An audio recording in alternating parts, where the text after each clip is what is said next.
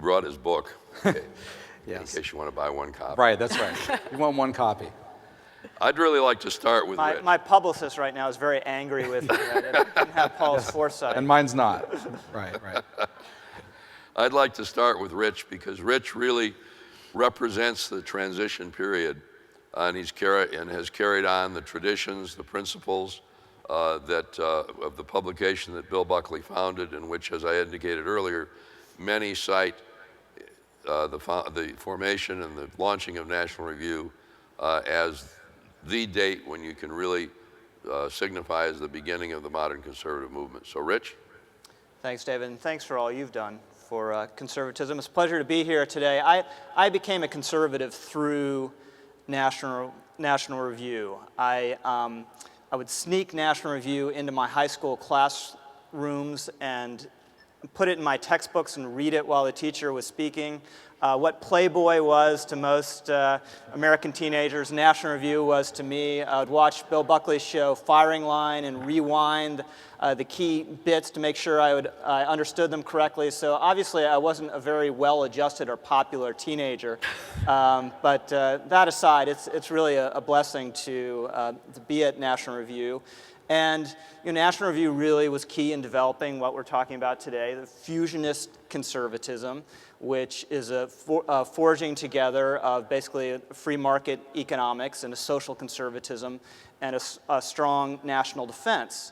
And we have, on the right, we have a lot of arguments about what fusionism is, about what should be emphasized. Is it really possible in our new environment and new circumstances? But for me, it's very intuitive and very common sense. As conservatives, we're in the reality business. As Margaret Thatcher said, the facts of life are conservative. And fusionism just really reflects three fundamental truths about the world and about reality as it is. One, the market is the best allocator of capital and the individual is prior to government. Two, in order for people to thrive in a free market economy, they have to live orderly lives reflecting certain basic virtues. And three, the world is a dangerous, nasty place, and we have to be strong if we're going to protect our system of government from it. It's an illusion to believe, as our liberal friends do, that all disputes in the world can be worked out amicably if you just talk nicely enough to people, and that there's this great brotherhood of man. The most extreme expression of this delusion was the Soviet Union, and there was an old Soviet joke about the Moscow Zoo, where they had an exhibit where they had a lion and a lamb in the same cage. And a visitor saw this and was astonished, that the great Soviet system could manage to have a lion and a lamb in the same cage, and asked the zookeeper, this is incredible, how do you manage it? And he said, oh, it's very easy, we just chuck in another lamb every day. And that's the way the world really works. And I think any conservatism that takes account of reality as it is going to be a fusionist conservatism necessarily. Thanks, Richard. That role that National Review played for you, played the same way for a lot of us. I remember in high school waiting, for my issue of National Review to arrive. And in those days, it was really something. And there wasn't anything else in those days, which, when we gather here today, I don't know how many sponsors and co-sponsors that we have at CPAC from all different parts of the conservative movement and coalition. But when the first CPAC took place, the sponsors were, as I recall, the American Conservative Union, Young Americans for Freedom, Human Events, and National Review. That's not because we were exclusivists. It's because that was essentially what there was. And the movement was just beginning to grow, just beginning to gain traction.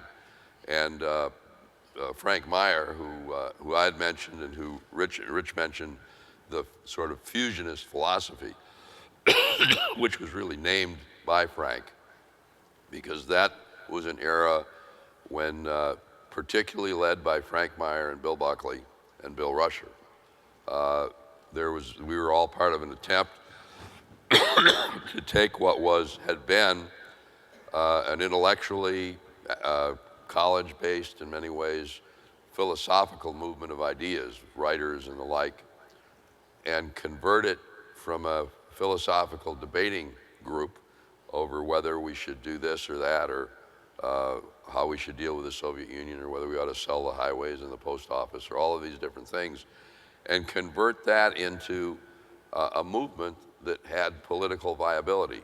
And at that point in our history, there weren't many people who would tell you that that was possible.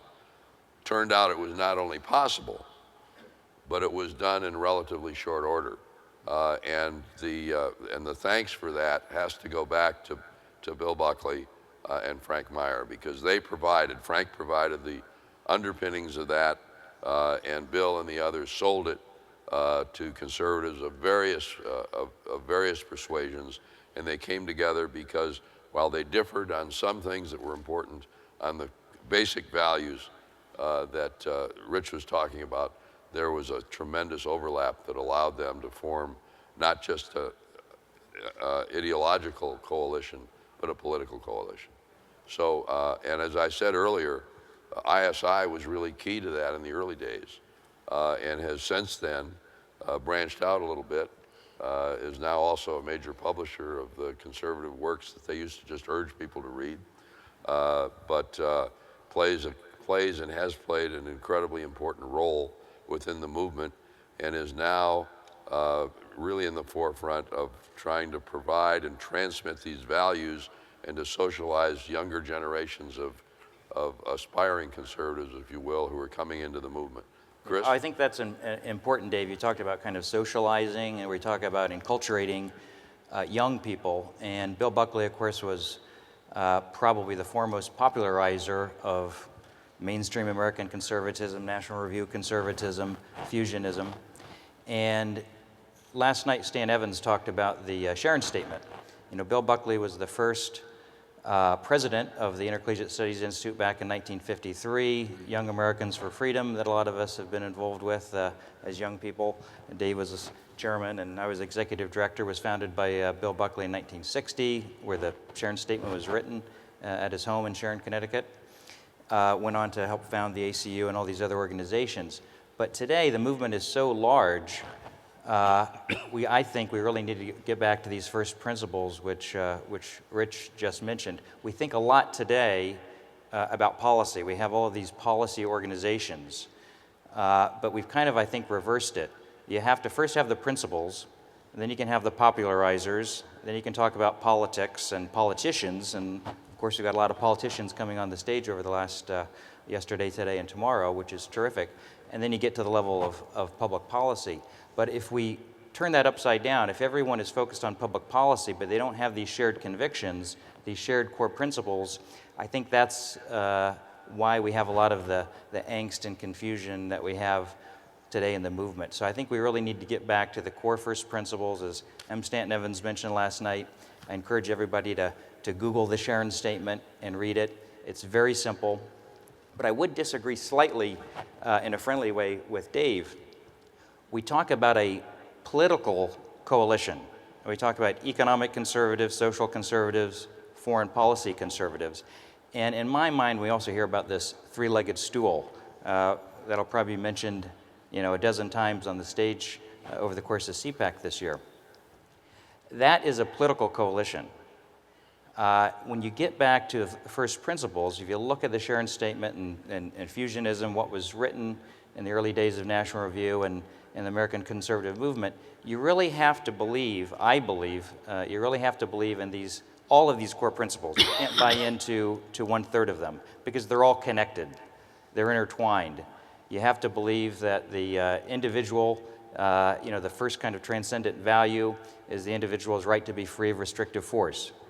That economic freedom really comes first, because once you have economic freedom, then you can have political freedom, then you can have religious freedom, you can have human flourishing. You can't pick and choose these things. Not that we're trying to cast people out, but if the movement doesn't share these core convictions that are timeless, that are based on the immutable laws of human nature and the laws of nature and nature's God, then it's very difficult to have a workable coalition. Chris, you're right about that.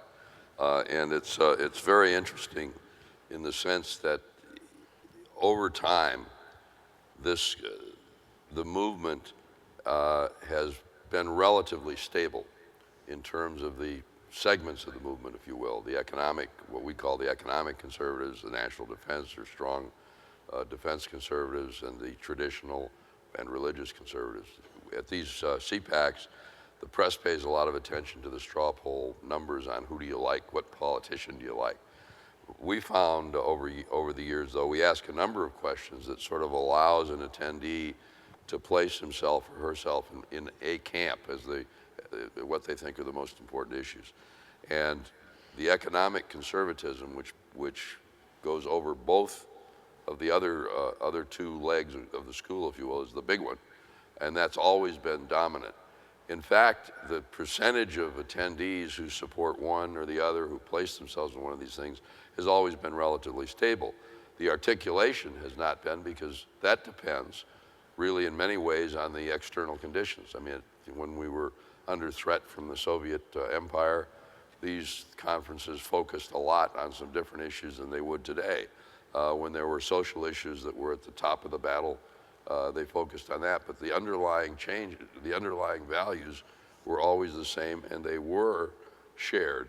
It's just that different people have different emphases. I should point out that when I talk to young conservatives about the early days of the movement, I ask them to read a book by a fellow who is not really a conservative, or at least wasn't when he wrote the book, Daniel Yergin, his book Commanding Heights, in which he talks about how successful political movements begin not as political movements, but as ideas movements. And that the 1950s, which is when all of this started to percolate, were a time when, by most measures, socialism, collectivism was triumphing the world over, the era of the 5-year plan. In this country, we were moving in that direction, other countries in the same way.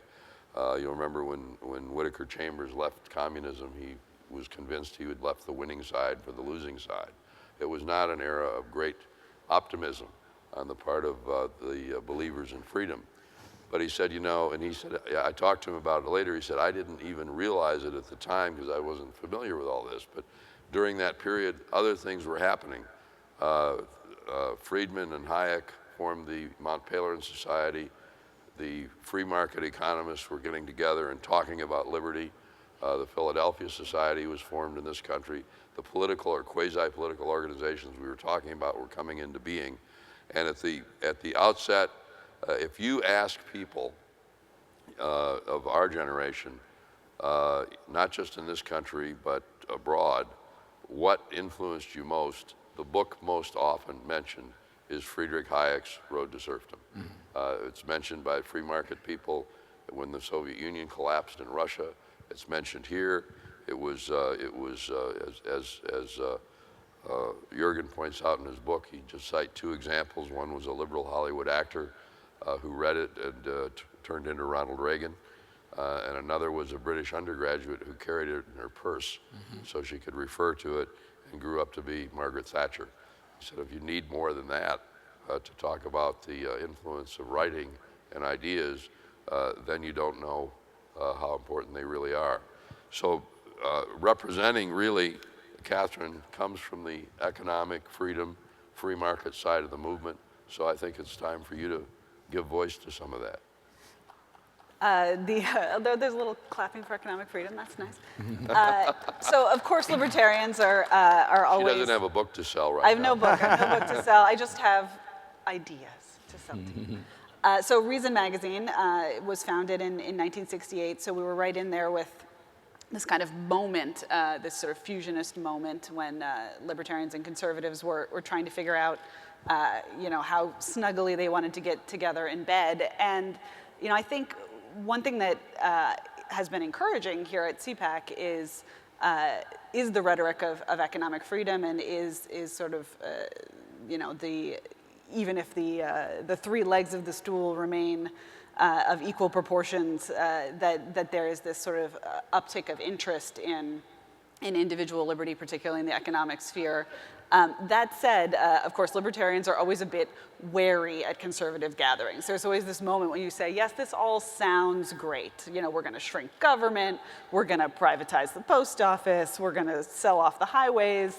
And then, you know, Republicans or conservatives get into power, and somehow that stuff falls off the agenda every time. So I think, you know, one thing that I would, you know, I would always sort of, as the token libertarian, feel compelled to raise is, you know, conservatives talk a good game, and I think, you know, the fundamental beliefs are there, but in translating kind of American-style fusionist conservatism to the actual political sphere, I think sometimes the libertarian component of it can get short shrift. And it's because it's hard. It's really, really hard to cut government. Even Ronald Reagan, who again talked the best game there was, did not, you know, actually, despite what I learned at the dinner table raised by very liberal parents, he did not actually eviscerate the federal government and leave it gasping for cash. I went to Yale. I was at, you know, I was on Bill Buckley's stomping grounds. I was sort of raised in this fusionist tradition. And you know, I think there is still so much there. Also, my first job out of college was at the Weekly Standard. So I was there when, I think it's somewhat fair to say at least, that Bill Kristol was starting the Iraq War, which was a very exciting moment. So, you know, I see the appeal of focusing on defense. In some ways it's clearer, in some ways it's, you know, ironically easier to start a war than it is to cut government. But I guess I would say, for those of us who are skeptics of government, for those of us who are skeptics of power, you know, the fact that we can sort of say, well, when you put someone in charge of environmental regulation, they're probably going to be terrible at it. But then when you give the same type of government official, you know, a gun, and they become the armed forces or they become the police, I think it's worthwhile to retain the same skepticism we have about the EPA. You know, but that said, I think the individualist tradition is, you can see these same roots still in the pages of Rich's magazine and the pages of my magazine. You know, it is remarkable how that conversation has been going on for so many decades, and there's still so much to say. Not to interrupt Paul, David, but one thing I just wanted to mention, especially for all the young people in the audience, is that you know, Katherine is editor of Reason, and Rich is editor of National Review, and Bill Kristol as founder and editor of Weekly Standard. Three very different strands within the conservative movement. They certainly don't agree, as you can pick up the magazine and subscribe to each one of them. I hope you do. There's, you know, some reasonable differences. They're all founded by students, all founded by people who, as students, were involved with the Intercollegiate Studies Institute, were involved with conservative campus and libertarian campus newspapers. And so it's, you know, it's important, as Dave said, to read some of these foundational books, and you want to know about the ideas, but it's only when you actually start writing about them, you actually start getting negative feedback from your peers, from your professors, from your college administrators, that, you know, it really sharpens your arguments, and we're, you know, I'm excited to have a whole new generation of these editors who are going to go on to take the place eventually of Rich and Katherine and start new publications like Bill Kristol did. You're already replacing us, Chris? Or Yeah. I thought we were just getting started. We get on this panel to get a pink slip. Paul, in essence, though he comes out of this, is looking back at the movement and looking at the way Reagan sort of incorporated many of these things. Ronald Reagan was the first and at this point the only movement conservative who was elected to the White House, to the presidency. He attended these meetings. He didn't just speak at these meetings, but you could go to meetings in the 60s, and Ronald Reagan would be there. Not up here, but out there, because he was grounding himself in the ideas of the conservative movement, and he took those ideas with him as he moved into the political sphere. So Paul, why don't you take a couple of minutes to just take it from that perspective, going back to what a politician did who was gathering all this, Sure. learning it, and then applying it. Sure, and let me say too, on National Review first, I think Rich and I are about the same age, and I was a pre-med major at the University of Pittsburgh in the late 80s, planning on going to medical school if they would have accepted me. But I started getting interested in politics, and I asked my dad, I said, what does a conservative read? What is there a conservative publication? And he said, Buckley's magazine. So I said, Buckley's magazine. I said, what's Buckley's magazine? And it was, he said, National Review. So I went to a bookstore, they existed back then, bookstores, and got a copy and was hooked. But Ronald Reagan read National Review, he read Human Events, he read all those publications. Reagan spoke at the first CPAC in 1974, and I'm sure there weren't this many people. There were about 100 people. About 100 people. And he spoke at CPAC 13 times between 1974 and 1988. He spoke at CPAC every single year of his presidency, which is really remarkable. Once he had to speak by telephone. We didn't know why, but it turned out when Donald Reagan published his memoirs that it was one of the days that Nancy's astrologer said that it wouldn't be safe for him to leave the White House. But even then, the president said, okay, if I can't leave, I'm still, by God, going to talk to him. Even by phone, wow. Yeah, the only years between 74 and 88 that he missed were 76 and 80 when he was campaigning in New Hampshire. So Reagan, I mean, I don't think there's been anybody who's spoken that many times, and I mean, maybe someday there will be another president who will speak 8 consecutive times while president to CPAC. That would be nice, but I think Reagan's most meaningful CPAC speech, there's so many of them that were very good. James Roberts did an edited collection, but there was a February 1977 speech, and it was February 6, 1977. I remember that I know that because it was his birthday. It was his 66th birthday, and I brought the book to quote it, and it's really. We just thought he brought it. Yeah, right, exactly. I wouldn't be that blatant, but it was. It really encapsulates a lot of ideas that are being talked about here, and I won't quote it at length, but he defines conservatism in that speech, or at least he gives a shot at defining it, which isn't easy to do. But he says the principles of conservatism are sound because they're based on what men and women have discovered through experience, in not just one generation or a dozen, but in all the combined experience of mankind. And Reagan said conservatism is about the time-tested values and ideals that over time exist for good reason. You don't just reach back to the past and grab any idea from the 17th century or 18th century, 19th century. It's the time-tested values and ideas that are worth conserving and preserving. But the other thing that he said in that speech that's so timely right now is to this point of fusionism and bringing together economic conservatives, social conservatives. And he said the old lines that were dividing social and economic conservatives were disappearing. I've heard that before, right? But this is 1977. He hoped the time had come for a program of principled politics and politics of principle, as he put it. And then he laid out different various principles that he believed in. But among these, I think this is quite good in particular. To present a program of action based on political principle that can attract those interested in the so-called social issues and those interested in the economic issues. That's what he wanted to do. In short, said Reagan, isn't it possible to combine the two major segments of contemporary American conservatism into one politically effective whole? So combine these into one politically effective whole. Now keep in mind, this is 1977, February 1977. What had just happened? Anyone? Jimmy Carter had just been inaugurated to the White House. It was post-Watergate, it was post-Vietnam. Things were looking really, really bad for conservatives. It wasn't unlike what's going on right now. And so Reagan, Stan Evans quoted last night different people who were brushing off Reagan and suggesting that he couldn't possibly win. But he takes this politics of principle and principled politics out to the world. And in 1980, he defeated an incumbent president by winning 44 out of 50 states.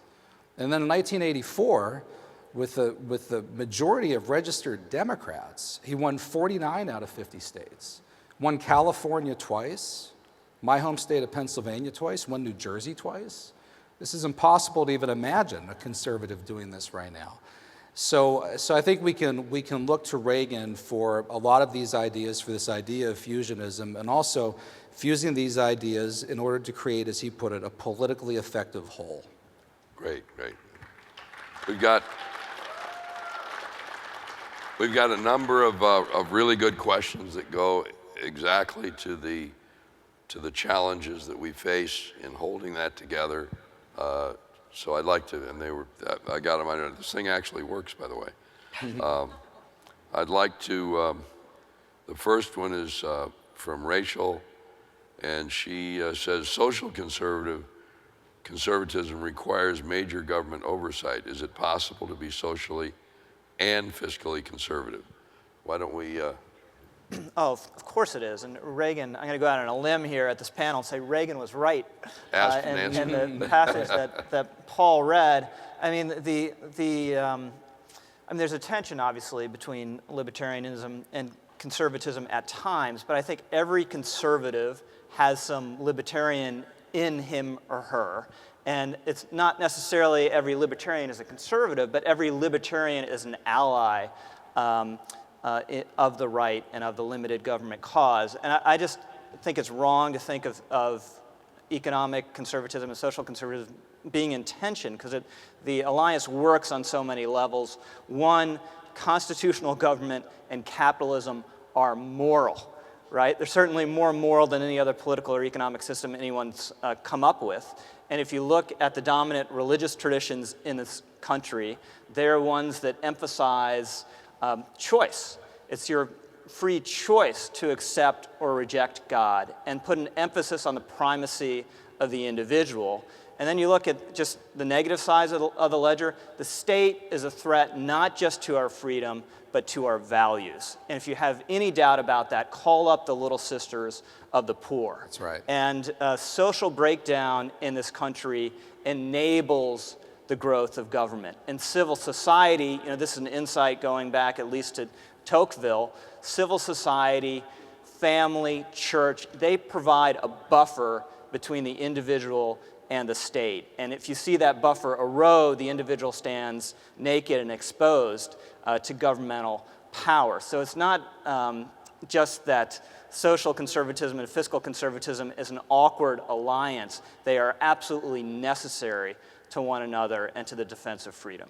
I would say, though, that, I'm going to guess by the fact that Rachel managed to successfully tweet her question that she's on the younger end of the spectrum.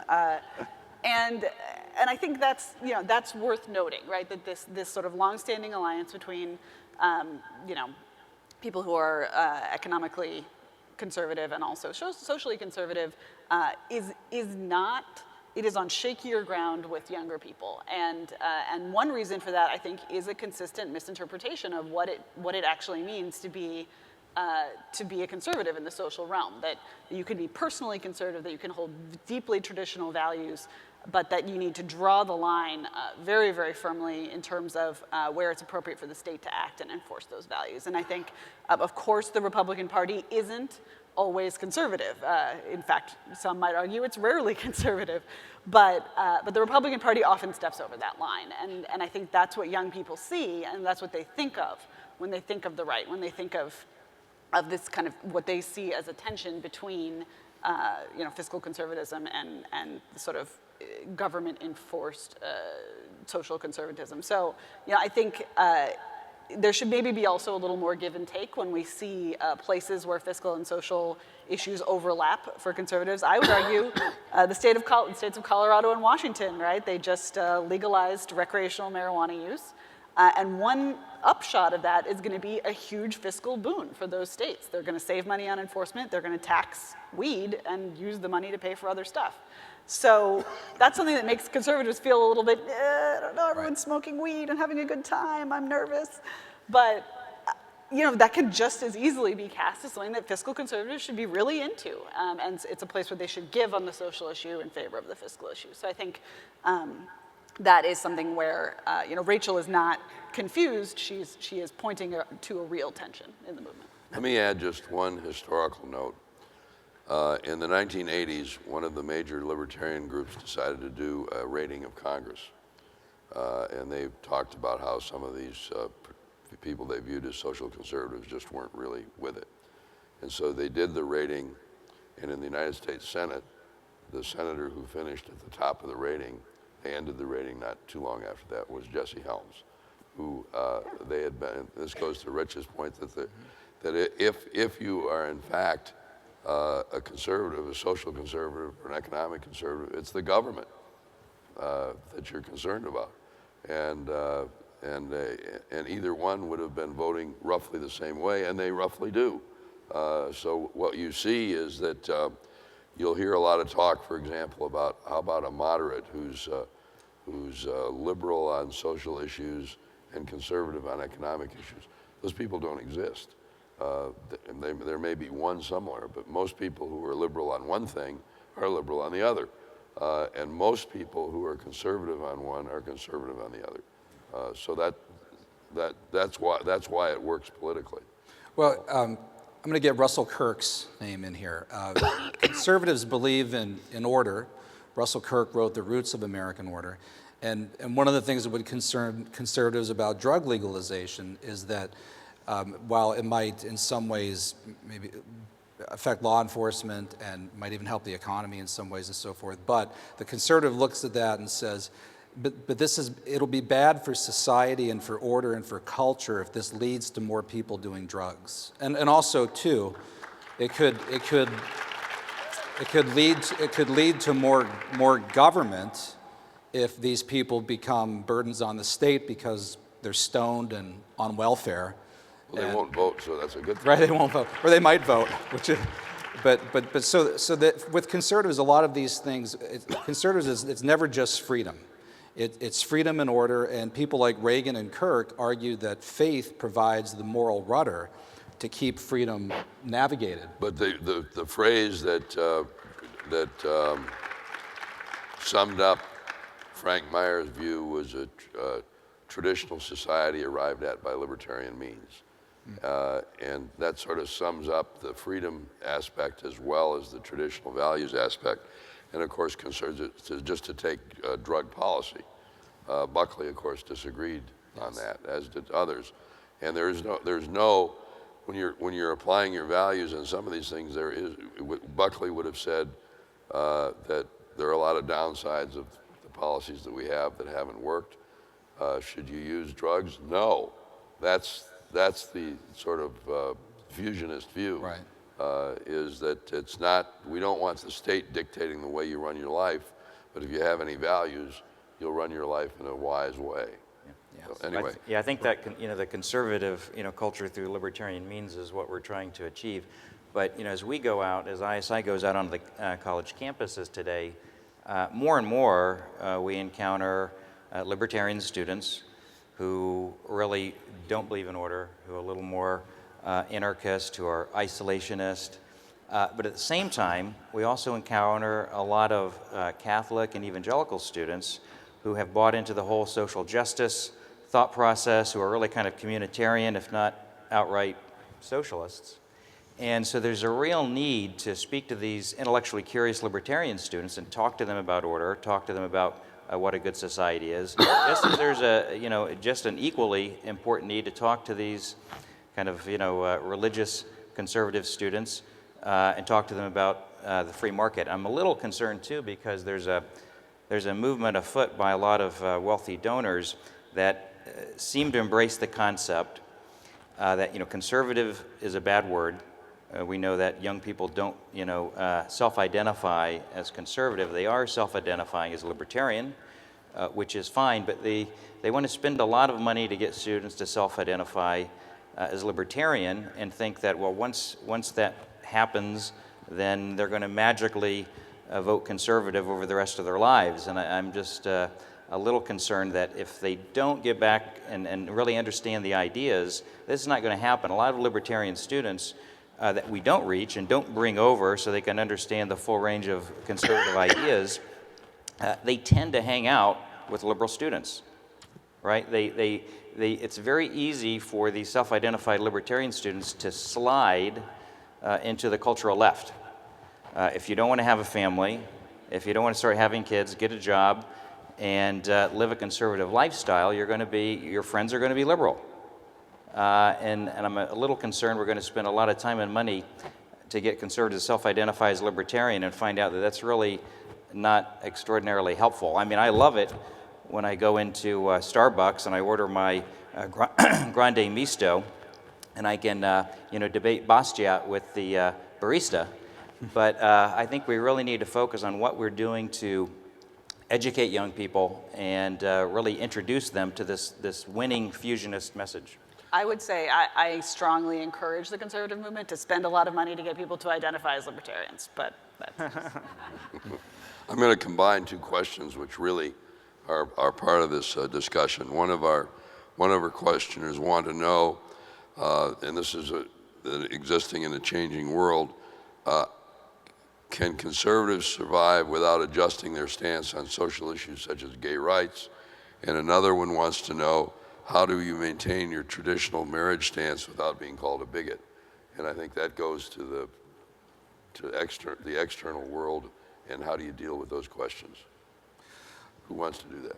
Well, here again, to cite Reagan and Kirk and people like that, marriage between man and a woman is one of those time-tested ideals. Progressive believes in evolution and change and reform, so it's no surprise that a progressive would want to change marriage away from how it's been. A conservative would at least stop and say, wait a second, 20 years ago, the Clintons and the entirety of the Democratic Party were on record as defining marriage between a man and a woman. And now we disagree with you, conservatives, we disagree with you guys, and we have the position people have had for literally thousands of years, and you're calling us the radicals and the extremists. So the conservatives would say, wait a second, this is new terrain. We got to be careful about where we go there. So that's one part of it. The other part too, America's always been about balancing competing rights, and right now, libertarians on this issue, we need to defend religious freedom. If you have, it's one thing if a state has same-sex marriage, but I just find it unbelievable that you could take a private property owner with a private business, let's say Betsy, who makes a wedding cake at her house, and force her trembling hand to put 2 male figurines on top of a wedding cake, and that if she doesn't do it, you're not just going to call her a bigot and a homophobe and a Nazi and a fascist. You're going to run her out of business, you're going to sue her, and in the case of this guy Jack Phillips in Colorado, you're going to put him in jail. Or threaten to put him in jail. So I would think the libertarians and conservatives on this could come together and at least say, well, we have this thing in the Constitution called religious freedom. Gay marriage isn't in the Constitution, religious freedom is. So can we just all agree to have genuine tolerance and genuinely tolerate the religious guy and also these folks here? And there is this term, right, that's actually, it's out of fashion, but was huge in the early days of fusionism, which is freedom of conscience. Right. We have this convenient catch-all term that deals with this situation in which we make room in our pluralist society for people who disagree. And I do think you're right that, to the extent that you're a younger person or someone with libertarian sympathies, or you're trying to talk with people who have libertarian sympathies, the economic liberty angle, the right of business owners to do what they want with their own businesses, and also the freedom of conscience angle that people, the bedrock of a liberal society in the old-fashioned sense of the term is sort of integrity of the individual to believe as he wants to believe. So I think you're absolutely right. There is a place for libertarians and conservatives to overlap there. At the same time, if at least one of those questions was really it was a PR question, right? How do conservatives look better? Right. And again, I would just say, there are so many pressing fiscal issues right now. Just talk about that stuff. Just say, let's cut government. Say, let's reduce the debt. I mean, this is what the Tea Party is doing to pretty good effect. I wish, well, I don't think that's possible. I mean, you look at Arizona, that debate 2 or 3 weeks ago, I think that's an extremely important bellwether, where you had a state just suggesting minor adjustments to their version of the Religious Freedom Restoration Act, which at the federal level in the 90s had been championed by Ted Kennedy, signed by Bill Clinton, and that the left and the media and everyone piled on this bill as if it was a unique act of hate that was going to create a gay, straight Jim Crow system in Arizona, to me says that consensus that used to exist around conscience rights and religious freedom is completely gone.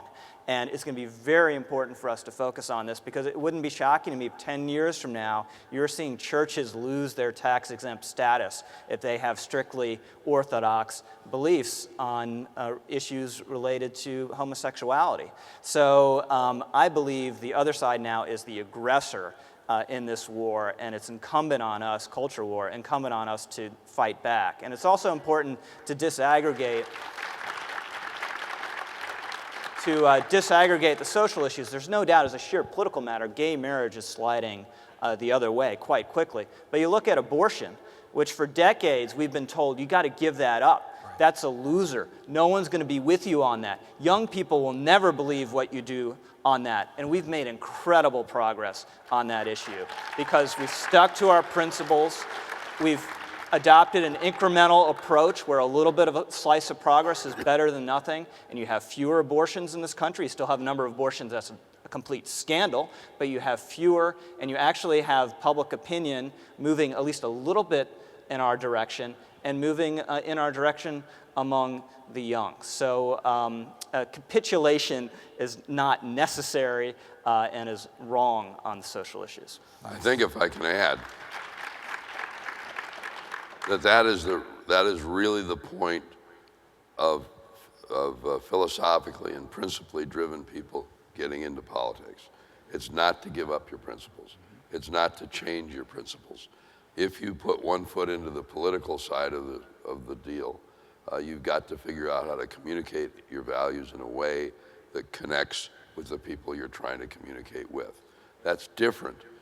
That's very different from selling them out or from changing your views.